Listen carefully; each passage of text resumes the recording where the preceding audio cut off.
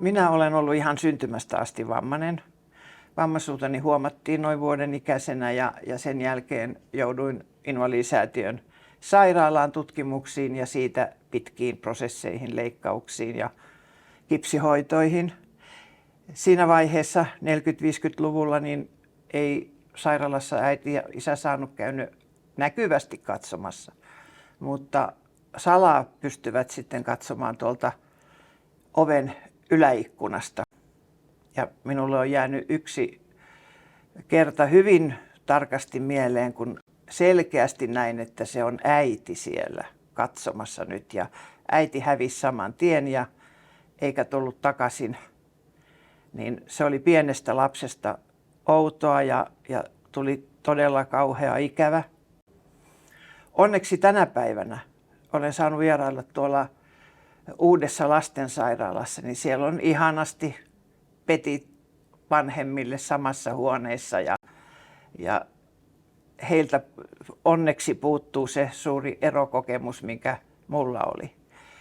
Mutta sitten aina leikkausten ja kipsihoitojen välillä niin elin siellä Jollaksen luonnossa lasten kanssa ihan tavallista lapsen elämää. Pystyi sen verran liikkumaan, että pääsimme mereen uimaan ja metsiin ja kallioille.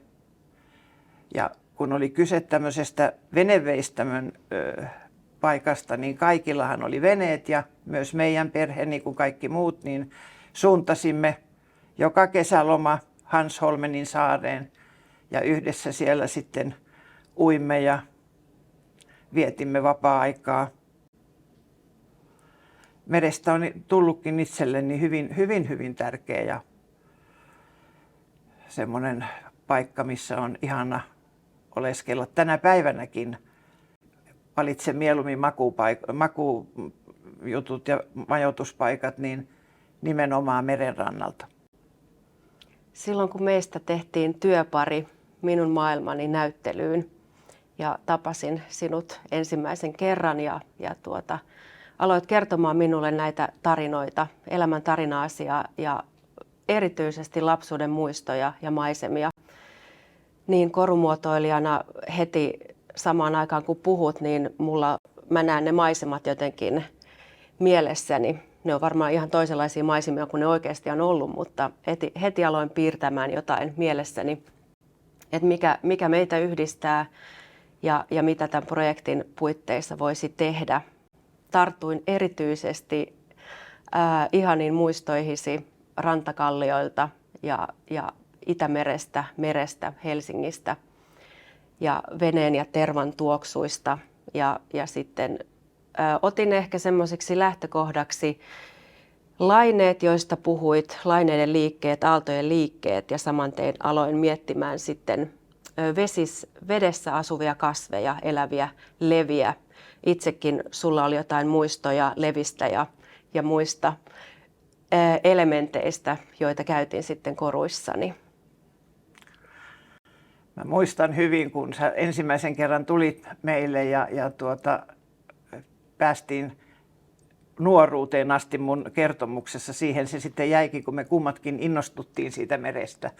Ja mä ihmettelin niin sitä sun luovuutta, että miten sä voit niin kun tästä mun tarinastani niin ottaa näitä ihania yksityiskohtia. Ja kun sä tulit näyttämään sitä ensimmäistä, mitä olit suunnitellut, niin muistatko, kun olin aivan ihmeissäni, että siellä oli osmonkäävät ja erilaiset nuput ja kaikki, mistä puhuttiin, ruskolevät. Siihen aikaan oli vielä meressä tosiaan puhdasta ja ruskolevä kasvu. Kyllä. Se oli aivan ihana. Ja muutenkin siis tämä prosessihan on ollut sun kanssa aivan mahtava. Kun mä ajattelen itteeni, miten tämä prosessi on ihan mielettömästi niin kuin vaikuttanut mä oon päässyt niin tunnetasolla hyvin lähelle sitä lapsuuden ikävää ja sitä sairaalan miljöötä, kun me on niin paljon tätä käyty lävitse, niin mun mielestä se on ollut niin kuin en muista, onko aikuisiässä niin lähelle semmoista lapsuuden tunnetta päässyt. Ja mä toivon, että se on positiivinen asia. Mä oon ainakin itse sitä mieltä, että mä oon käsitellyt sitä nyt hyvin. Niin ja jotenkin ajattelen, että tämä yhteistyö tai prosessi tai mitä onkaan, meidän vuorovaikutus, niin tämä on paljon enemmän kuin se yksittäinen näyttelyprojekti. Että näyttelyhän on nyt päättynyt jo, mutta me ollaan tässä ja me tullaan olemaan tulevaisuudessakin yhdessä tai ollaan vuorovaikutuksessa ja jaetaan tarinoita. Että se, että sä jaat tarinan, niin samaan aikaanhan mä oon jakanut myös omaa tarinaani sinulle. Ja näyttelykorut ovat yksi osa tätä kokonaisuutta, mutta et mitä tästä sitten edessä onkaan vielä, niin sitähän me ei tiedetä, mutta jotain on tulossa.